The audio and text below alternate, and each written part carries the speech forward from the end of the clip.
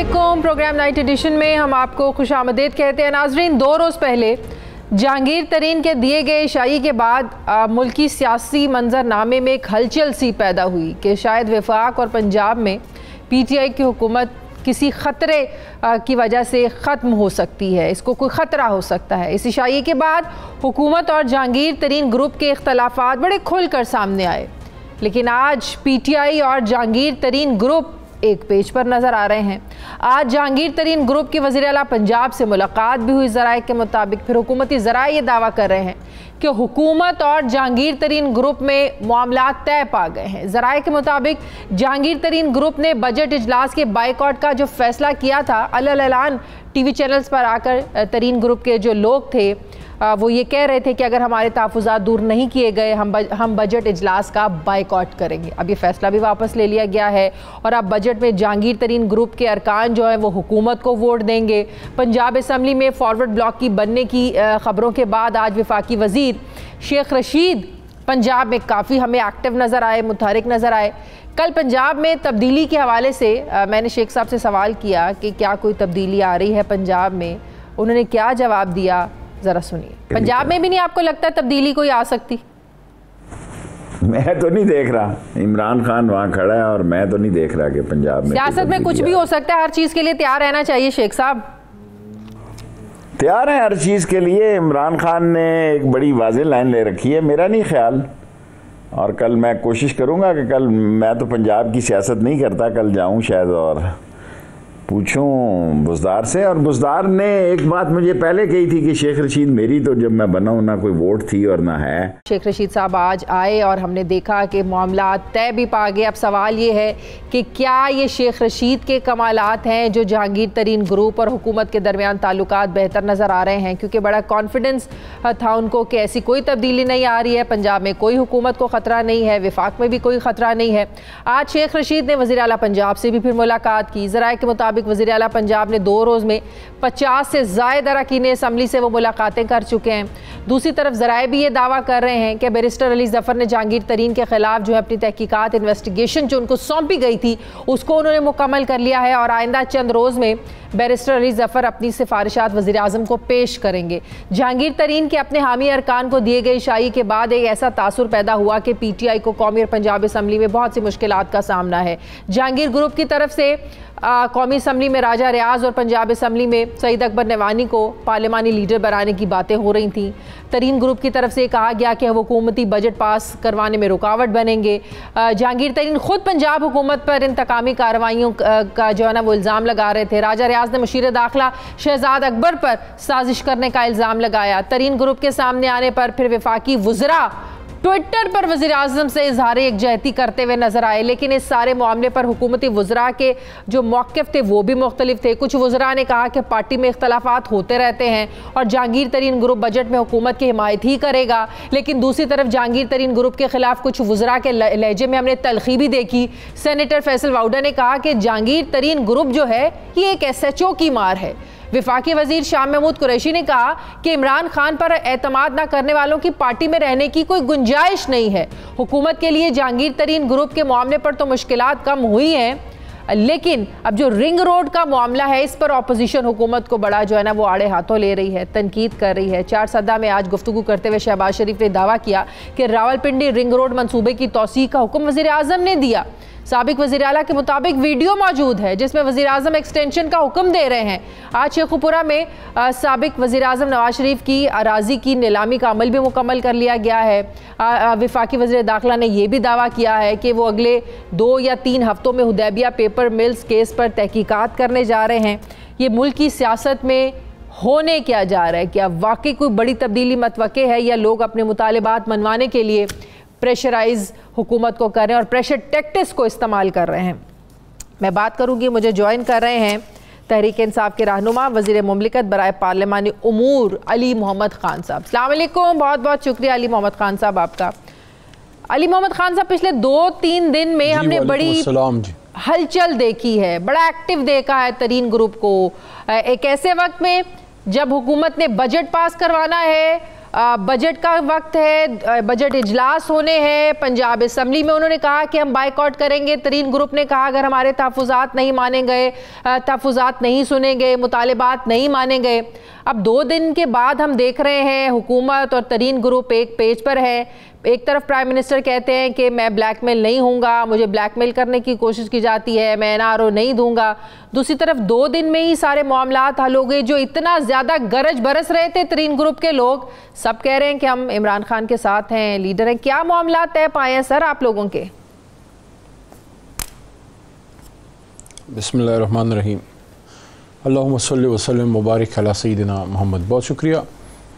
मैं चूँकि किसी नेगोशिएशन का हिस्सा तो नहीं, इस वजह से मैं कोई आपको इन्फॉर्मेशन इस हवाले से तो नहीं दे सकता, लेकिन मैं आपको ओवरऑल जो पार्टी की फीलिंग है, और चूँकि ज़ाहिर काबीना का मेंबर हूँ या वज़ीर आज़म साहब के साथ कुछ ना कुछ रब्ता कुछ ना कुछ लेवल पे रहता है, और फिर जो हमारी पार्टी के जो मामलात हैं उसको भी कुछ ना कुछ इन्फॉर्मेशन रहती है। तो उस हवाले से मैं आपको ये बात कहूँगा कि इशू जो है अल्लाह के करम से सॉर्ट आउट हुआ है, और कुछ रिजर्वेशंस पंजाब के हमारे MNA साहिबान को या ज़्यादातर MPA साहिबान को कुछ इश्यूज़ ऐसे थे जो हल्का रिलेटेड या वज़ीर आला पंजाब जनाब उस्मान बुज़दार साहब से कुछ शिकायत है राब्ते के फ़ुक़दान की, तरक्याती कामों की, कि हमें टाइम नहीं मिला। ये जेन्युइन इश्यूज़ हैं जो एड्रेस होने चाहिए थे। मैं समझता हूँ फ़ोरम गलत चुना गया, लेकिन बहरहाल all is well that ends well.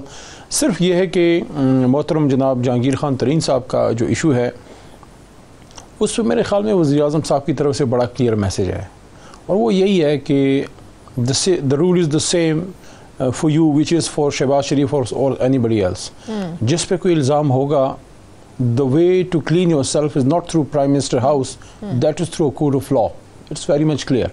आप पे कोई इल्ज़ाम है, go and get yourself clean from a court of law. Get a clean sheet, not from Imran Khan, not from Prime Minister House. लेकिन जिस तरीके से वो प्रेशराइज कर रहे हैं हुकूमत को, प्रेशर टैक्टिक्स इस्तेमाल कर रहे हैं, कहीं ना कहीं आप लोग भी तो प्रेशर में आए। राब्ते शुरू हो गए विफाकी वज़रा के भी। तरीन ग्रुप के साथ बुज़दार साहब से आज मुलाकातें भी हो गई।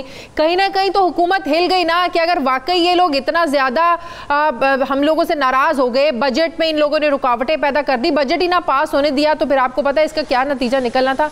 हिली तो है हुकूमत इस ग्रुप के प्रेशर से सर।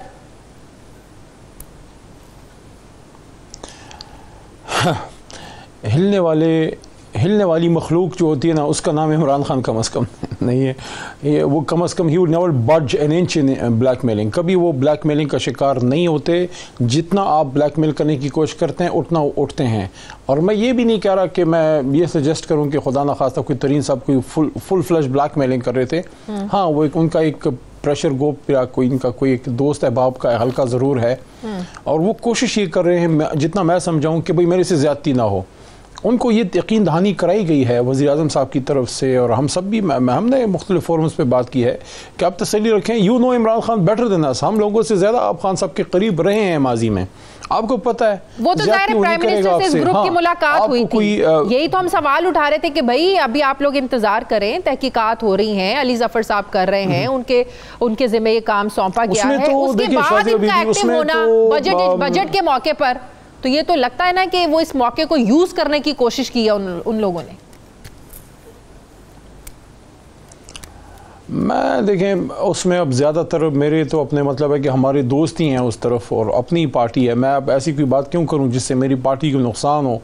मैं अभी कल मेरे साथ कामरान शाहिद के प्रोग्राम में नज़ीर चौहान भाई थे। नज़ीर चौहान अपना बड़ा भाई है।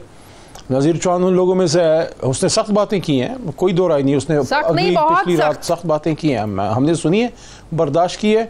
लेकिन नज़ीर चौहान साहब वो आदमी हैं जो हमारे धरने में थे, जो इमरान खान साहब के नज़रियाती आदमी हैं। और कल उस प्रोग्राम में मैंने पूछा और उन्होंने देखें जो अच्छी बात होती है वो उसको भी बताएं ना। उन्होंने कहा मेरा लीडर इमरान खान है, मैं इमरान खान साहब की वजह से पाकिस्तान की सियासत में आया हूँ क्योंकि मुझे उसमें होप नज़र आती है। और अगर इमरान खान ना हो कहते हैं मैंने सियासत में क्या करना है। अब आप मुझे ये बताएं, ये कोई ग्रुप है? कोई ग्रुप नहीं है। उनको कुछ इश्यूज़ थे, वो इंशाल्लाह सॉर्ट आउट हो गए हैं, हो जाएंगे। मसले मसाइल चलते रहते हैं। सिर्फ एक इशू है जिसका हल इमरान खान साहब के पास नहीं है, और वो उन्होंने उस मीटिंग में हमारे दोस्तों को बता दिया था कि भाई अगर किसी पे कोई इल्ज़ाम है वो अदालत से क्लियर होगा। और वज़ीर-ए-आज़म साहब पे खुद पे जब इल्ज़ाम लगा था मियाँ साहब के दौर में, 6, 7, 8, 9 महीने सुप्रीम कोर्ट ऑफ पाकिस्तान गए, अपना मनी ट्रेल दिया, सुप्रीम कोर्ट से क्लीन चिट लेके आए, वहाँ से अपने सारे दस्तावेज़ात दिए। तो किसी के लिए भी वही देखें, अभी जुल्फी बुखारी साहब पे हुआ, उन्होंने इस्तीफ़ा दे दिया। हमारे कुछ वज़राए कराम जो है वो जेल गए।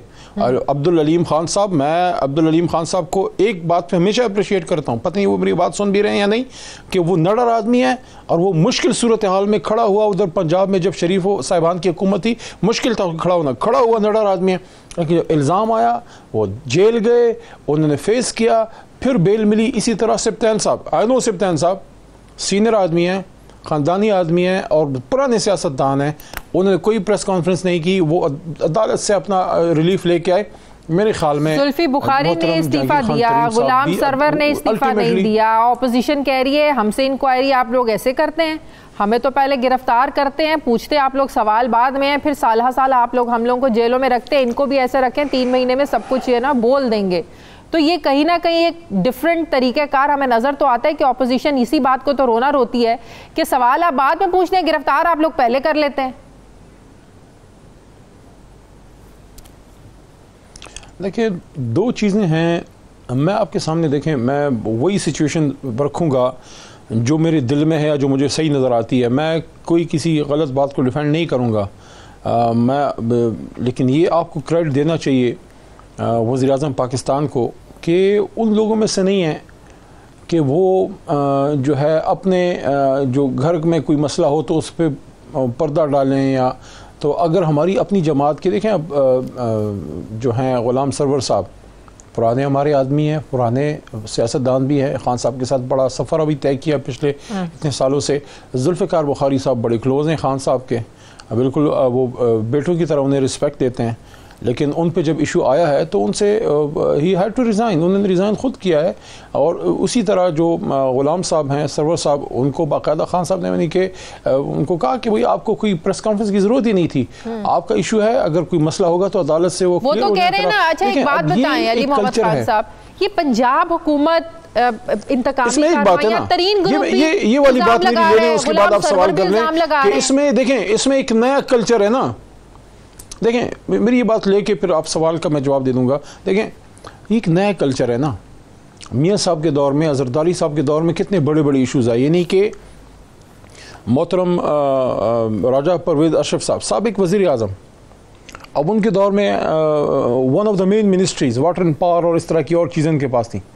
सवाल आया RPPs का, उनको एक बड़ा एक ऐसा मायूब नाम दिया गया जो मैं प्रोग्राम में नहीं देना चाहता, लेकिन क्या कभी कोई सवाल हुआ? हशश हुआ ना, सारा पर्दा डाला गया ना। इसी तरह मियाँ साहब के दौर में कितने स्कैम्स आए, कितनी चीजें, ऑरेंज ट्रेन, फलाना, ये पानामा, ये जनाब, आप सही कह रहे हैं। वो डॉन लीक्स, क्या निकला? आपने बाबर से इस्तीफा लिया, साहब के क्या निकला? साहब कहते हैं यार जाओ, जफर मिर्जा साहब से इस्तीफा लिया, क्या निकला? जाओ फेस द म्यूजिक आया, क्या निकला? मुख्तार की वजारतें बदली, क्या निकला? निकला तो कुछ नहीं ना। स्कैंडल्स आप लोगों के दौर में भी आए, रिजल्ट क्या निकला? सजाएं कितनों को हुई? देखिए, मैं तो उससे तो इनकार नहीं करता था। देखें, ये कोई आइडियल सिचुएशन नहीं है, मैं उससे इनकार नहीं करता। यानी कि अगर हमारे कोई इंतहाई करीबी और मेन लोग कोई इस्तीफ़ा उनको देना पड़े या उनका नाम किसी चीज़ में गलत तरीके से भी आए तो वो नहीं आना चाहिए, मैं उससे इनकार नहीं करता। उससे हुकूमत की नेकनामी नहीं होती। लेकिन कम अज़ कम इस बात की अब तसल्ली रखें कि हुकूमत में बैठा कोई बंदा अगर उस पर कोई इशू आएगा तो एटलीस्ट इमरान खान साहब की तरफ से, वज़ीर-ए-आज़म साहब की PM ऑफिस से उनको कोई कवर अप नहीं मिलेगा। He has to go to courts. बाकी मैं इस बात से एग्री करता हूँ, मैं बिल्कुल डिसएग्री नहीं करता कि अगर हुकूमत की किसी बंदे का नाम आता है उससे भी बिल्कुल उसी तरह से सवाल जवाब होने चाहिए। बिल्कुल, मैं तो उस दिन ये आई थिंक नदीम मलिक साहब के प्रोग्राम में मैंने एक बात की थी और मेरे साथ उसमें पता नहीं, आई थिंक गुलाम दस्तगीर साहब थे, उनकी तरफ से मैंने उसमें एक बात की थी। मैंने उन्हें कहा एहतसाब, मैंने कहा नहीं, रिटायर्ड चीफ जस्टिस की सरबराही में एक जुडिशल कमीशन हो, उसमें सीनियर तरीन जज साहिबान हो और वो 7 डेज अ वीक काम करे और जितने भी लोगों पे केसेस हैं और अवाम देखे कि 3 महीने के अंदर रिजल्ट निकले, चाहे हुकूमती बंदा हो, अपोजिशन का बंदा हो, लेकिन उसके पीछे फिर अपोजिशन भी खड़ी रहे। अगर अपोजिशन वाकई समझती है कि एहतसाब इस मुल्क में होना चाहिए, फिर पॉलिटिकल लीडरशिप उसको सपोर्ट करे और उनको कहे कि भाई आपने 7 डेज अ वीक काम करना है, लेकिन उसके लिए वो रेडी नहीं है। हाँ बिल्कुल, क्यों नहीं? देखें, क्यों नहीं? पहले इसमें एक इशू है, प्लीज उसको हम अप्रिशिएट करें। एक इशू है, वो ये है, अभी मेरे 2.5 साल हो गए हैं वजारत में, ठीक है जी, तो अब मेरे से सवाल हो सकते हैं, लेकिन 2.5 साल पहले मेरे से नहीं हो सकते थे क्योंकि मैं कुर्सी पे नहीं था। बिल्कुल सही। अब मसला ये है कि हमसे 2.5 साल के सवाल होते हैं, 2.5 साल के जितने सवाल बनते हैं वो हमसे हो सकते हैं, इनसे तो 30 साल के हो रहे हैं। इस वजह से केसेस का तनासब उस तरफ ज्यादा है, क्योंकि 30 साल में बहुत कुछ हुआ है, बहुत सा पानी पुलों के नीचे से गुजर गया और पाकिस्तान के खजाने का भी बहुत सा कुछ पाकिस्तान से मनी लॉन्डर होकर निकल गया, ये टीटियां मीटियां जो हुई हैं। और इन 30 सालों में जो लोग हुकूमतों का हिस्सा रहे हैं, जिन्होंने वजारतों के मजे लिए हैं, वो उन लोगों में से भी 70% लोग आज आप लोगों के साथ हैं, या आप लोग माने, जो आप लोग मलबा डालते हैं ना कि देखिए उनमें से जो भी हमारे साथ है, देखें मैं एक सुन ले मेरी बात, अगर कोई पुराना सियासतदान जो किसी और जमात का हिस्सा था हमारे पास इमरान खान साहब की लीडरशिप को लेके आया है और वो यहाँ हमारे साथ है, अगर उसने कोई करप्शन की है, आप क्या समझते हैं हम लोग छोड़ेंगे? हम उसको डिफेंड करेंगे? अगर हमारा अपना पार्टी के कुछ पुराने लोग भी, ये जो ज़ियाउल्लाह अफरीदी था खैबर पख्तूनख्वा का, पिछली हुकूमत में हमारा, वो जेल नहीं गया, हमारे 20 के करीब MPs जो हैं हमने नहीं निकाले। मुझे 20 पीएन ने बता दे, 20 क्लर्क बता दें जो नून या PP ने अपने दौरे हुकूमत में निकाले हो। ठीक है, करप्शन तो उधर कोई इशू ही नहीं है ना। ठीक है, ठीक है, बहुत बहुत शुक्रिया। वज़ीर मुमलिकत बराए पार्लिमानी उमूर अली मोहम्मद मेरे साथ थे। मुझे सीनियर सहाफ़ी तज्ज़ियाकार साबिर शाकिर साहब ज्वाइन कर रहे हैं। अस्सलाम वालेकुम, बहुत बहुत शुक्रिया साबिर शाकिर साहब आपका। साबिर शाकिर साहब, बज़ाहिर तो एक तलवार लटक रही थी कि बजट इजलास में टफ टाइम दे सकता है तरीन ग्रुप हुकूमत को, वो अब लगता है कि वो तलवार हट गई है। मामलात पता नहीं, ना जाने ऐसा क्या हुआ रातों रात कि 2 दिन पहले तक नज़ीर चौहान साहब और बड़े लोग जो है ना वो TV स्क्रीन्स पर आकर कह रहे थे कि ये पार्टी क्या सिर्फ इमरान खान के साथ ही चलेगी, इमरान खान नहीं रहेगा तो पार्टी नहीं चलेगी, क्या ये बादशाहत है, अमरीत है। बहुत सख्त ज़बान इस्तेमाल की गई इमरान खान साहब के खिलाफ, इस हुकूमत के खिलाफ। ये हुआ क्या रातों रात के एक पेज पर आज हमें जो है ना वो PTI और तरीन ग्रुप नज़र आने लगा? किसके कमाल हैं ये? देखिए, इसमें अभी तक ये कहना कि ये मुकम्मल तौर पे कोई सुलह हो गई है, मेरा ख्याल है सुलह तो नहीं हुई। सीज़ फायर हो सकता है, आर्जी तौर पे फायरबंदी की गई हो कि इसको ज़रा थोड़ा सा पॉज लेते हैं। उसकी वजह ये है कि जहांगीर तरीन ग्रुप जो है उनके भी कुछ गोल्स हैं, ऑब्जेक्टिव्स हैं जो उन्होंने अचीव करने हैं इस ग्रुप के जरिए, वरना ग्रुप तश्कील देने की जरूरत नहीं थी। और फिर हुकूमत के लिए मसला है कि हुकूमत को बजट अप्रूव करवाना है, सेंटर में भी और पंजाब में भी, लिहाजा गिव एंड टेक के मामला जो चल रहे हैं उस पे कल से ये टेलीफोन कॉल्स हो रही हैं और PTI के सीनियर गुजरा ने भी रब्ता किया जहांगीर तरीन ग्रुप से, और हमारी इत्तला है कि जहांगीर तरीन खान साहब से भी रब्ता हुआ। और उसमें जो मुझे लगता है कि ये कहना कि मुकम्मल तौर पे जहांगीर तरीन साहब को क्लीन चिट दे दी जाएगी, तो मुझे नहीं लगता। ये गो स्लो की पॉलिसी अख्तियार की जाएगी। ख्याल में और अगर तरीन ग्रुप ये बजट का मौका इस्तेमाल करने की कोशिश कर रहा है तो क्या गोल्स अचीव करने में कामयाब हुआ है ये ग्रुप? देखिए, उसमें यह है कि इस बजट से पहले या बजट जब आएगा, तरक्याती फंड्स, क्योंकि इन लोगों ने अपने हल्के भी तो सीधे करने हैं और तरक्याती फंड्स लेने हैं, और वो तरक्याती फंड्स आपको पता है कि अरबों में होते हैं, करोड़ों में नहीं होते, बिलियंस में होते हैं, और वो ज़रूरी हैं। और वज़ीर आला पंजाब से मुलाकातें भी शुरू हो चुकी हैं और बाकायदा तौर पे पूरा ग्रुप में मिलेगा, और ये वसेब भी इनका एक है। तो थोड़े से तो होंगे जो फौरी तौर पे गोल्स अचीव करने हैं वो, और इन द लॉन्ग रन जो है वो जहांगीर तरीन साहब चाहेंगे, कोशिश करेंगे कि बजट से पहले उनको क्लीन चिट मिले, जो मुझे लग रहा है कि अभी क्लीन चिट नहीं मिलेगी, बल्कि थोड़ा सा पॉज आ जाएगा। उनकी जो इंटरम बेल है वो चलती रहेगी, FIA कोई बहुत ज़्यादा मुखालफत नहीं करेगी, लेकिन बजट के बाद फिर इसमें तेज़ी आएगी और बजट के बाद फिर इनके इख्तलाफात बढ़ेंगे और ये लड़ाई आगे बढ़ेगी, क्योंकि जो कुछ दोनों ग्रुप से एक दूसरे को, ख़ास तौर पे जहांगीर तरीन का ग्रुप जो है वो जो कुछ कह चुका है, उसके बाद ये तसव्वुर करना या इसकी तवक्को करना कि ये लड़ाई हो जाएगा और सब कुछ हो जाएगा, नहीं, ये बीच। अच्छा, जिस ब्लैकमेलिंग की प्राइम मिनिस्टर बात करते हैं कि मुझे ब्लैकमेल करने की कोशिश की जा रही है, NRO नहीं दूंगा, आपको लगता है Noon league, peoples party, opposition mafia उसको तो कहते हैं, अब इशारे उनके तरीन ग्रुप की तरफ हैं?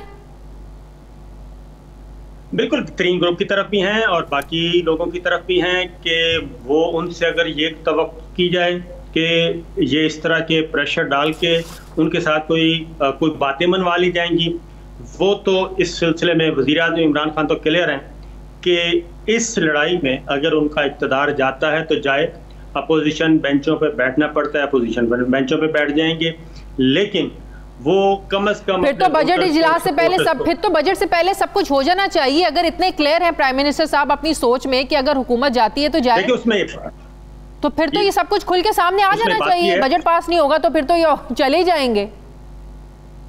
बिल्कुल, वो जाहिर है, वो कहते हैं कि हम खुद अपने पांव पे कुल्हाड़ा क्यों मारें, अगर हमें कोई शहीद का दर्जा मिल जाता है इन्हीं माफियाज के हाथों तो कम से कम जो उनका नैरेटिव है वो तो सलामत रहेगा ना, कि मैं तो माफियाज के साथ लड़ रहा था, माफियाज के साथ कोई कंप्रोमाइज नहीं कर रहा था, ये सारे माफियाज इकट्ठे हो गए हैं। क्योंकि अगर आप वज़ीर-ए-आज़म इमरान खान की पिछली कोई कम से कम भी 10-12 तकरीरें मुख्तलिफ मौक़ों पे वो जाके की हैं, उनमें एक ही चीज़ वो बार बार रिपीट कर रहे हैं कि माफियाज इकट्ठे हो गए हैं और माफियाज ये ब्लैकमेल कर रहे हैं। मैंने ब्लैकमेल नहीं होना, मैंने एनआरओ नहीं देना।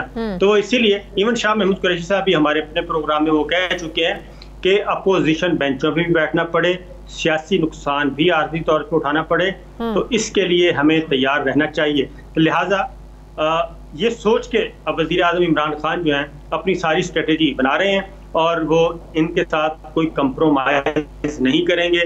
वक्ती तौर पे हो सकता है। अभी तक तो जितने स्कैंडल आए इस हुकूमत में किसी का कोई खातिर ख्वाह को नतीजा नहीं निकला। आप मुझे बता दें, अगर आपको पता हो किसी स्कैंडल में, अद्वियात स्कैंडल, आटा स्कैंडल, इनमें किसी को सज़ा मिली हो। मेरे तो नॉलेज में नहीं है, सिवाय इसके कि इस्तीफे लिए गए, लोगों की वजारतें बदली गई।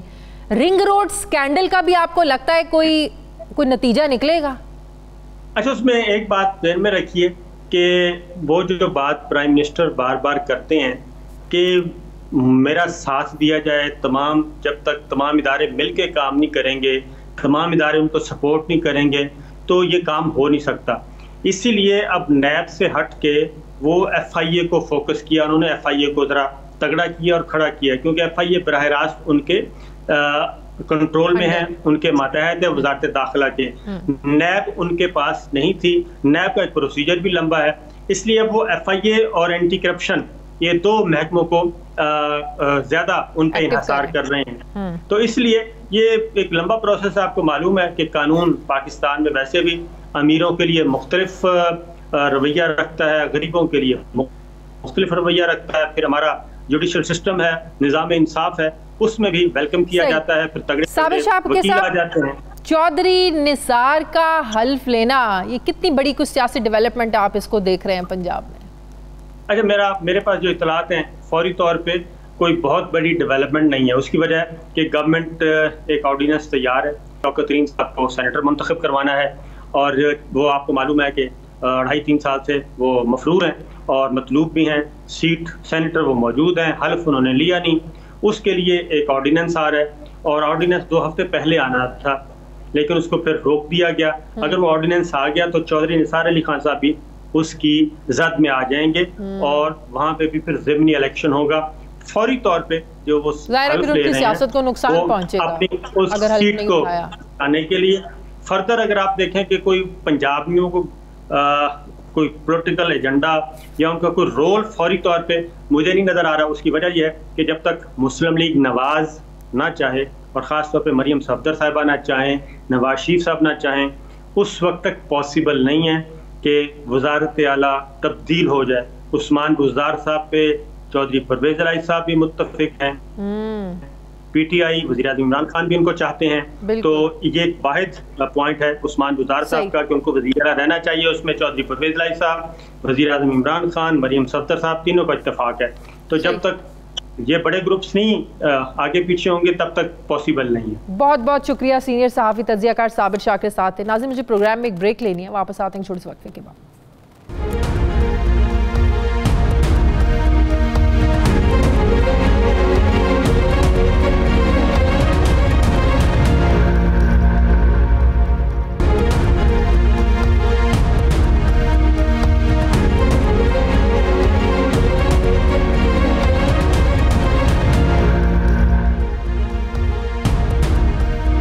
ब्रेक के बाद एक बार फिर से आपको खुशामदीद कहते हैं। मुस्लिम लीग नून के रहनुमा माहिर कानून सेनेटर आज़म नज़ीर तारड़ साहब मुझे ज्वाइन करें। अस्सलाम वालेकुम, बहुत बहुत शुक्रिया आज़म नज़ीर तारड़ साहब आपका। आज़म साहब, आज भी वफाकी वज़ीर शेख रशीद साहब ने दावा किया, कल उन्होंने मेरे प्रोग्राम में भी कहा, हुदैबिया पेपर मिल्स केस को लेकर के 2 से 3 हफ्तों में ये केस खुलने जा रहा है और इस वक्त और इस बार जो है वो नून लीग का इसमें बचना, शहबाज शरीफ, नवाज शरीफ का बड़ा मुश्किल हो जाएगा बचना।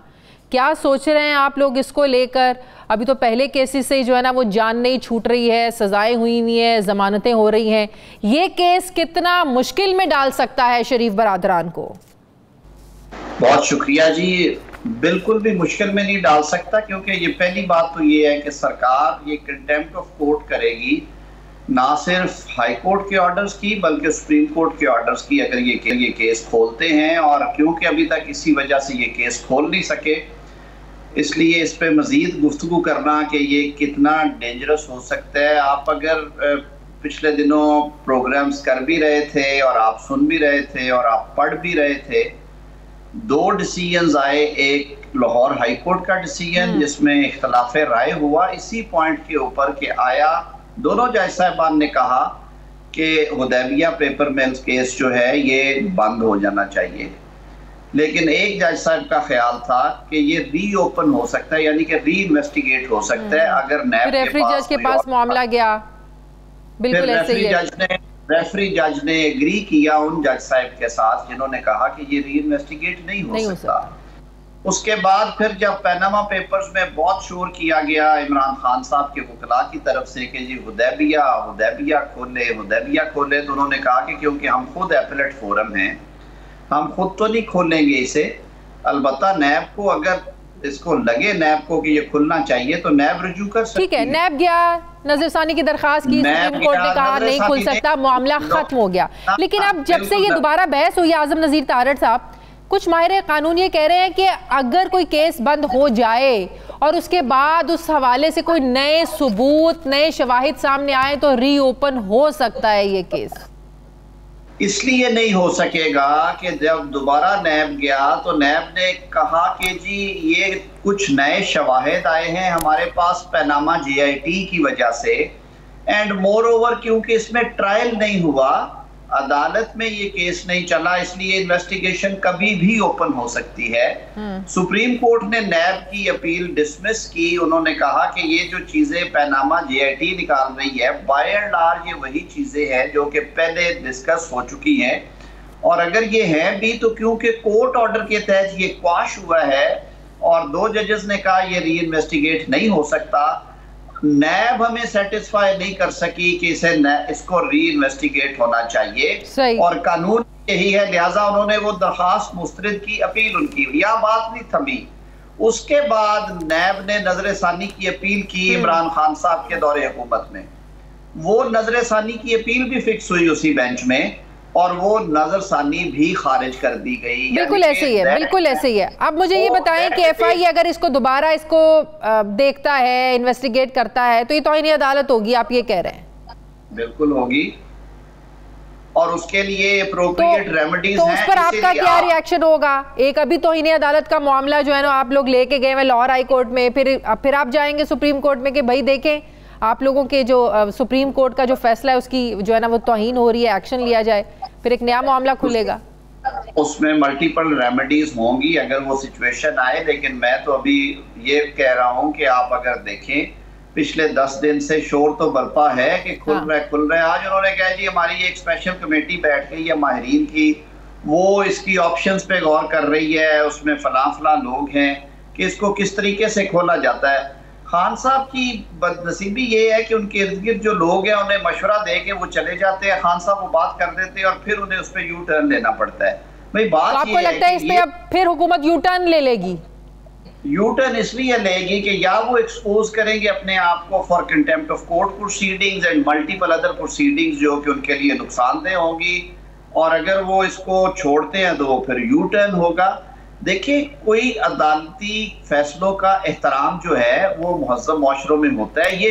ये मुमकिन नहीं है कि एक चीज को ये इन्वेस्टिगेशन अगर नैब ने क्लोज की होती तो इसमें कोई दूसरी राय नहीं है, रीओपन हो सकती थी। हमारे दोस्त दूसरी साइड के टीवी पे बैठ के बार बार कहते हैं क्यों कि इसमें ट्रायल नहीं हुआ, क्यों कि इसमें ट्रायल नहीं हुआ। बिल्कुल बजा कहते हैं वो उस सूरत में जब इन्वेस्टिगेटिंग एजेंसी ने केस खारिज कर दिया हो या क्लोज कर दिया हो और रीओपन हो जाता है। ये वो केस है जिसमें दोनों आला अदालतों ने, आईनी अदालतों ने उसको क्वाश किया, यानी कि उसको खत्म कर दिया और उसकी नजरे सानी जो आखिरी एक होप रह जाती है 2%, वो भी खारिज हो गई। अच्छा, अब लाहौर हाई कोर्ट में भी जो मामला है, ये तो आप कह रहे हैं कि नहीं खुल सकता, होगा तो ये तौहीन अदालत होगी, ठीक है। अब जो लाहौर हाई कोर्ट में मामला है, शहबाज शरीफ साहब को इजाज़त मिली कि वो बाहर जाएं, हुकूमत ने कहा नहीं इनका नाम तो PNI लिस्ट में शामिल है, फिर अब नाम इनका ECL में डाल दिया गया है। अब आप तो मामला लेके गए हैं तौहीन अदालत का लाहौर हाई कोर्ट में, लेकिन आपको नहीं लगता अब इसको डिफरेंट तरीके से आपको ट्रीट करना पड़ेगा? ECL से नाम निकलवाने के लिए एक और दरखास्त देनी पड़ेगी आप लोगों को लाहौर हाई कोर्ट में? अब तो आपने बिल्कुल सही कहा। आज एक मुशावरती मीटिंग हुई है, मेरी अपनी राय भी यही थी कि ये पिछला केस जो है इसको चलाने का अब फायदा नहीं है। और हमें अब ECL वाला जो नया मेमोरेंडम है उसको चैलेंज करना है और उसके लिए हमारे पास बड़ी सॉलिड ग्राउंड्स है। बिल्कुल हुदैबिया वाली कहानी है यहाँ पे भी। इसी केस में, सेम केस में मियां शहबाज शरीफ का नाम फरवरी 2019 में जब उनकी जमानत हुई आशियाना के मुकदमे में और रमजान शुगर मिल में, उनका नाम ECL में डाला गया। वो ऑर्डर चैलेंज किया गया लाहौर हाई कोर्ट में और हाई कोर्ट ने वो ऑर्डर क्वाश कर दिया, क्योंकि आप पेंडिंग इन्वेस्टिगेशन ट्रायल किसी आदमी का fundamental right of movement restrict नहीं कर सकते। उस ऑर्डर को लेके नैब अथॉरिटीज चली गई सुप्रीम कोर्ट में। अक्टूबर 2020 में सुप्रीम कोर्ट ने भी वो दरखास्त खारिज कर दी नैब की और वो मामला भी फाइनल हो गया, यानी कि उसमें हाई कोर्ट ने इसी केस में शहबाज शरीफ के नाम को ECL में डालने के हुकूमती इकदाम को क्वाश कर दिया था और उसके खिलाफ जो नैब की और वफाक पाकिस्तान की अपील थी वो खारिज कर दी गई सुप्रीम कोर्ट ऑफ पाकिस्तान से। वो क्लोज हुआ चैप्टर। इस दौरान भी उन्होंने एक दफा नैब अथॉरिटी से वफाकी हुकूमत ने कहा कि हम जब शहबाज शरीफ कुछ अरसे के लिए वापस आए और उनकी प्री अरेस्ट बेल चल रही थी 7-8 माह, आपको याद होगा वो। बिल्कुल। उसमें उन्होंने कहा कि शहबाज शरीफ का नाम ECL में डाला जाए, तो नैब के प्रोसिक्यूशन डिपार्टमेंट ने कहा कि ये कंटेम्प्ट ऑफ कोर्ट होगी क्योंकि उनका मामला सुप्रीम कोर्ट में पेंडिंग है। हाई कोर्ट ये फैसला क्वाश कर चुकी है। तो सुप्रीम कोर्ट ने उस ओपिनियन के बाद ECL, अब आप एक नया केस बनाएंगे और ECL से नाम निकलवाने के लिए आप लोग जो है ना, वो जो इस वक्त पेंडिंग केसेस हैं शायद ये वापस ले लिए जाए। मासवा जो कंटेम्प्ट ऑफ कोर्ट की प्रोसीडिंग्स की हद तक वो हमारा राइट है। अच्छा, हुकूमत ये क्यों कह रही है? आप लोग तो कह रहे हैं, शहबाज शरीफ साहब भी कह रहे हैं, सब वैसे सब तो जानते हैं कि कैंसर सर्वाइवर हैं और अपना इलाज करवाने के लिए जाते हैं, आ जाते हैं, लेकिन कल शेख रशीद साहब ने भी मेरे प्रोग्राम में कहा हुकूमत ये कह रही है कि कोई मेडिकल रिपोर्ट नहीं दी गई, कोई मेडिकल रिपोर्ट कहीं जमा नहीं कराई गई जिससे पता चले कि मेडिकल ग्राउंड्स पे बाहर जाना चाहते हैं। क्योंकि हुकूमत का तो एक ही नैरेटिव है कि मौके पे के जाएंगे, भाग जाएंगे, वापस नहीं आएंगे और बुनियाद बनाते हैं नवाज शरीफ साहब को कि नवाज शरीफ गए वापस नहीं आए, फिर जो गारंटर है उसको बाहर जाने की इजाज़त कैसे दी जा सकती है? तो क्या आप लोगों ने कोर्ट में जब इजाज़त मांगी कोई मेडिकल, कोई आप लोगों ने रिपोर्ट जमा करवाई कि इस बेस पर शहबाज शरीफ साहब बाहर जाना चाहते हैं? बिल्कुल उसकी साथ लगी हुई थी, लेकिन मैं जो पहली बात फातिमा कर रहा हूँ आपको, जब शहबाज शरीफ साहब का ECL में नाम डाला गया तो अदालत ने इस बुनियाद पे उसको नाम को रिमूव करने का हुक्म नहीं था दिया कि वो बीमार हैं, बल्कि उन्होंने कहा था कि ये लीडर ऑफ अपोजिशन हैं, ये एक पार्टी के सरबराह भी हैं, पाकिस्तान के आज़ाद शहरी हैं, इनके खिलाफ कोई कन्विक्शन नहीं है अभी तक, इनके खिलाफ केसेस पेंडिंग है। आप इनकी मूवमेंट जो कि आर्टिकल 15 ऑफ कॉन्स्टिट्यूशन के तहत उनको प्रोटेक्टेड उनका राइट है, ये आप उनकी रिस्ट्रिक्शन नहीं लगा सकते उन पे। तो मुझे मेडिकल की देने की जरूरत नहीं थी, वो तो उन्होंने वन टाइम परमिशन के लिए टू शो हिज बोनाफाइड उन्होंने कहा कि मैं वहां पे कुछ चहलकदमी करने नहीं जा रहा। मेरा साल में 2 दफा बवजह मेरे वो कॉम्प्लिकेटेड उनकी मैं आपको खुल के बता देता हूँ, उनको क्लोनोस्कोपी होनी होती है जो कि फैसिलिटी जिस नौयत की वो है वो यहाँ पे अवेलेबल नहीं है अनफॉर्चुनेटली। वो साल में मिनिमम 1 दफा होती है, उनकी ओवर ड्यू हुई थी, उसमें उन्होंने लिया और इन्होंने वहाँ पे भी जो किया वो आप सबके सामने है। पहले आप कह रहे हैं कि सिर्फ वो वाकई इलाज के लिए जा रहे थे, अपॉइंटमेंट थी, जाना था, उन्होंने वापस आ जाना था, ये कोई ऐसी कहानी नहीं है कि वो वहां जाकर बैठ जाते हैं वापस ना आते। पहले फातिमा वो 2 दफा गए हैं और वो वापस आए हैं, और वो क्यों जाएंगे? वो लीडर ऑफ अपोजिशन है, वो पाकिस्तान की एक बड़ी सियासी जमात के सरबराह हैं, कौमी असेंबली में उनको एक अच्छी अदबी पोजीशन उनकी है, ठीक है, यहाँ पे स्टेट्स है, वो क्यों जाएंगे? और उनके खिलाफ कोई कन्विक्शन है नहीं। जो केसेस है उनका हाल आपने देख लिया कि 2 दफा उन्हें अदालतों ने जमानतें दी और इस दफा उन्हें 4 जज। लेकिन हुकूमत कहती है जमानतों का मकसद ये नहीं है कि करप्शन नहीं हुई है, करप्शन केसेस खत्म हो गए, एलिगेशंस खत्म हो गई हैं, चीजें अपनी जगह पर मौजूद हैं, जमानत को इससे नहीं जोड़ा जा सकता। वो जब ये कन्विक्शन करवा लेंगे हुकूमत वाले, ये बात तब करे। Pending trial every person is presumed to be innocent. बहुत बहुत शुक्रिया। मुस्लिम लीग नून के माहिर कानून सेनेटर आजम नज़ीर तारड़ साहब मेरे साथ थे। मुझे ब्रेक लेनी है, वापस आते हैं छोटे से वक्फे के बाद।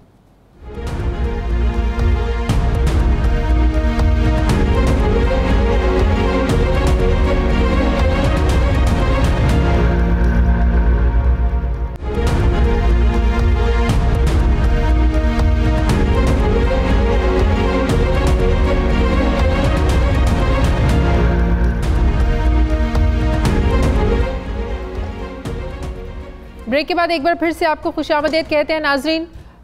हुकूमत जून में अपना तीसरा बजट तहरीक इंसाफ की हुकूमत पेश करने जा रही है। जहां हुकूमत के सामने इस बजट की मंजूरी के लिए सियासी मुश्किलात हैं, वहीं इसे दीगर मुश्किलात का भी सामना करना पड़ रहा है। ज़राए के मुताबिक वफाकी वज़ीर ख़जाना शौकत तरीन ने स्पीकर कौमी असम्बली से आइंदा माली साल का सालाना बजट पेश करने के लिए मज़ीद जो है वो वक्त मांगा है।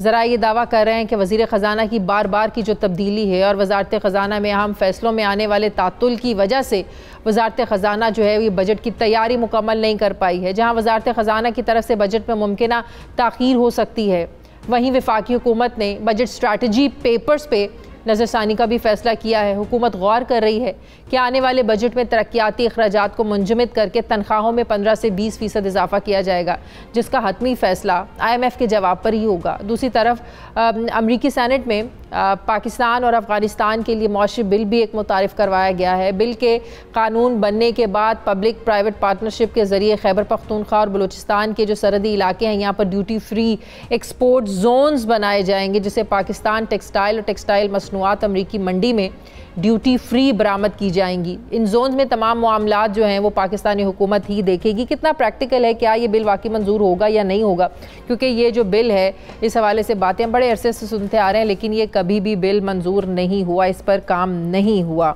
मैं बात करूँगी, मुझे ज्वाइन कर रहे हैं माहिर मौशियात डॉक्टर इशफाक हसन साहब। अस्सलाम वालेकुम, बहुत बहुत शुक्रिया डॉक्टर साहब आपका। डॉक्टर साहब, ये तो हम जानते हैं कि ज़ाहिर है जब एक वज़ीर ख़जाना बार बार बदलेंगे तो आपके जो मामलात हैं वो डिस्टर्ब तो होंगे। अब जो वज़ीर ख़जाना है कह रहे हैं कि इन्हें वक्त दिया जाए बजट की मज़ीद तैयारी के लिए। कहा जा रहा था कि जून के पहले दूसरे हफ्ते में बजट पेश किया जाएगा। सर, कोई फ़र्क पड़ेगा अगर 2-3 हफ्ते बजट लेट हो जाता है? देखिए, बात यह है कि वज़ीर ख़जाना तो बजट नहीं बनाते हैं। बजट तो मिनिस्ट्री ऑफ फाइनेंस में जो डिफरेंट विंग्स हैं, बजट विंग है, एक्सटर्नल फाइनेंस विंग है, ये लोग बना तो लेते हैं।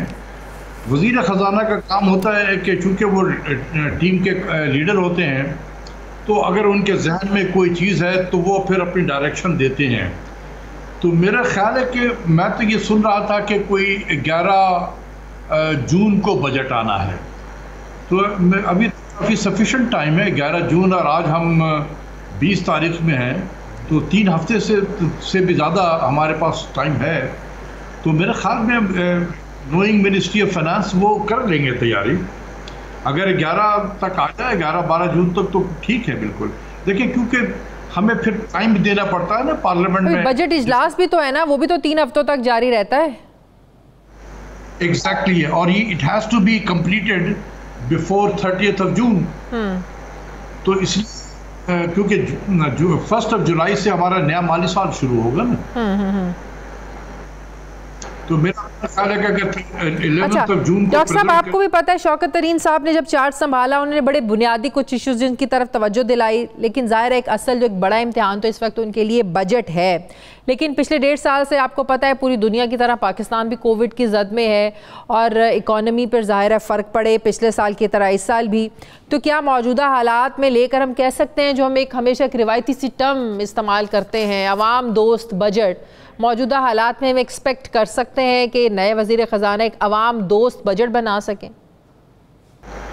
देखिए मैडम, बात यह है कि कई चीज़ें हैं। जब भी कोई मुल्क IMF के प्रोग्राम में होता है तो उसके लिए बजट मेकिंग एक्सरसाइज जो है बड़ा चैलेंजिंग टास्क होता है। उसकी वजह यह है कि IMF के प्रोग्राम में रहने की वजह से आपका इंटरेस्ट पेमेंट बहुत तेज़ी से बढ़ता है, क्योंकि IMF प्रोग्राम में होता है कि बस इंटरेस्ट रेट को बढ़ाएं। जैसे हम 6% से उठाकर 13.25% पे ले गए थे तो बहुत नुकसान पहुंचा है, हमारी इंटरेस्ट पेमेंट बहुत ज़्यादा बढ़ गया।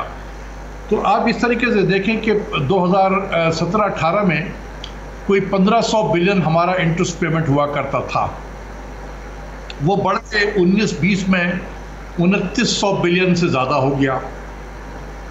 और अब ये जो माली साल जब ख़त्म हो रहा है तो ये मेरे ख्याल में 3100 बिलियन से ज़्यादा हो जाएगा। तो आप सोचें कि पिछले 2 से 3 सालों में डबल हो गया इंटरेस्ट पेमेंट। हमारा रेवेन्यू तो नहीं डबल हुआ 2 से 3 साल में। तो फिर क्या हुआ कि जो आपके पास रेवेन्यू की कमी हो गई और अखराजात है। अब बजट मेकिंग एक्सरसाइज जो है वो इतना डिफिकल्ट इसलिए हो गया कि सबसे बड़ा आइटम आपके पास जो है बजट में वो है interest payment, which is influenced by the. एक और बड़ी प्रॉब्लम है, हुकूमत टारगेट्स इतने हाई सेट कर लेती है जिनको बाद में अचीव करने में बड़ा जो है ना वो मुश्किलात होती हैं। अब हुकूमत ये कोशिश कर रही है कि टैक्स नेट में ताजिरों को एक मरतबा फिर से लाने की कोशिश की जाए। लास्ट ईयर भी आपको पता था एक रिलैक्सेशन दी गई थी कोरोना की वजह से, हम अपना टैक्स रेवेन्यू टारगेट जो था वो अचीव नहीं कर सके थे। इस बार आपको लगता है कि अगर हुकूमत ये कोशिश करे कि ताजिरों को भी टैक्स नेट में लाया जाए, फिर आपके जो टैक्स रेवेन्यू के टारगेट जो आप सेट करेंगे वो हम अचीव करने में जो है ना वो कामयाब हो सकते हैं, आसान होगा? फिर देखिए मैडम, ये जैसे मैंने कहा कि एक तो IMF का प्लान, दूसरा है कि कोविड ने भी वाकई हमारे पेस ऑफ इकोनॉमिक एक्टिविटी जो है उसको काफ़ी स्लो कर दिया है। अगर आप मैं देखूं तो इस हुकूमत के 3 साल हो गए और इकोनॉमिक ग्रोथ जो है हमारा वो 1.5% है, जो कि आबादी के बढ़ने की रफ्तार से भी कम है। तो इसका मतलब यह है कि ये इकोनॉमी बाय डेफिनेशन बहुत स्लो हो गई है, इसको बूस्ट देने की ज़रूरत है। इसलिए बहुत ज़रूरी है, जैसे मैं बार बार कहता हूँ, हमें इंटरेस्ट रेट को कम करने की ज़रूरत है, ये स्टेट बैंक की तरफ से। और थोड़ा ये जो हमारे छोटे छोटे बिजनेसमैन हैं, जो बिजनेसेस हैं हमारे, इनके हाथ थामने की ज़रूरत है इस वक्त, ताकि ये थोड़ा सा आगे की तरफ चलें। तो इस वक्त अगर हमने टैक्स की बम्बार्डमेंट कर दी, जब बजट एक आम बंदे का तो कंसर्न होता है ना कि देखिए क्या महंगाई कम हुई है, कौन सी चीज़ सस्ती हुई है, कौन सी महंगा जो है ना वो चीज़ महंगी हुई है। तो क्या मौजूदा हालात में हुकूमत इन नंबर्स को कंट्रोल करने में, एक आम आदमी को रिलीफ देने में कामयाब हो सकेगी? देखिए, वही हुकूमत सक्सेसफुल हो सकती है, ये हिस्टोरिकली मैं बता रहा हूँ और एम्पिरिकल एविडेंस के बेस पे बता रहा हूँ, जिसने गंदुम की कीमत को कंट्रोल कर दिया। सही। जब गंदुम की कीमत, ये मैं आपको बता रहा हूँ सीक्रेट, अगर जिस हुकूमत ने गंदुम की कीमत को कंट्रोल कर लिया, वो हुकूमत आपके इन्फ्लेशन को कम करने में कामयाब होगी। क्योंकि हम जैसे मुल्क में, ख़ासकर पाकिस्तान में, फूड इन्फ्लेशन सबसे बड़ा एक मसला बन गया है। और फूड इन्फ्लेशन कहाँ से उसको बूस्ट मिलता है? आटे की कीमत से। जब आटे की कीमत बढ़ेगी, तमाम फूड आइटम्स की कीमत बढ़ जाती है। तो इसलिए कितने सक्सेसफुल होगी ये हुकूमत, वो डिपेंड करता है कि वो किस तरीके से गंदुम की कीमत को मैनेज करती हो। देखिए, इसीलिए मैं बार बार, इससे पहले भी आपके प्रोग्राम में कहा था कि जब भी किसी हुकूमत को गिराना हो या उसको अनपॉपुलर करना हो, गंदुम और चीनी की कीमत बढ़ाई जाती है। अभी भी आप देख रहे हैं कि सोशल मीडिया पे 1970 का एक चल रहा है कि हम चीनी के चोरों को जो है नहीं छोड़ेंगे। वो उस वक्त भी ये इशू था। अयूब खान के ज़माने में कोई 8 आने के करीब चीनी की कीमत, ये 4 आने के चीनी की कीमत पर किलो वो बढ़ गया था। उसकी वजह से देखें उनको हटना पड़ा। तो ये एक रवायत सी बन गई है कि किसी को तंग करना, हुकूमत को उनको गिराना हो तो आटे और चीनी की कीमत कम किया जाए। इस हुकूमत के खिलाफ एक प्लान। बहुत शुक्रिया। सही, बहुत बहुत शुक्रिया। माहिर मौशा डॉक्टर इशफाक हसन साहब मेरे साथ थे। मुझे ब्रेक लेनी है नाज़रीन, वापस आते हैं छोटे से वक्फे के बाद।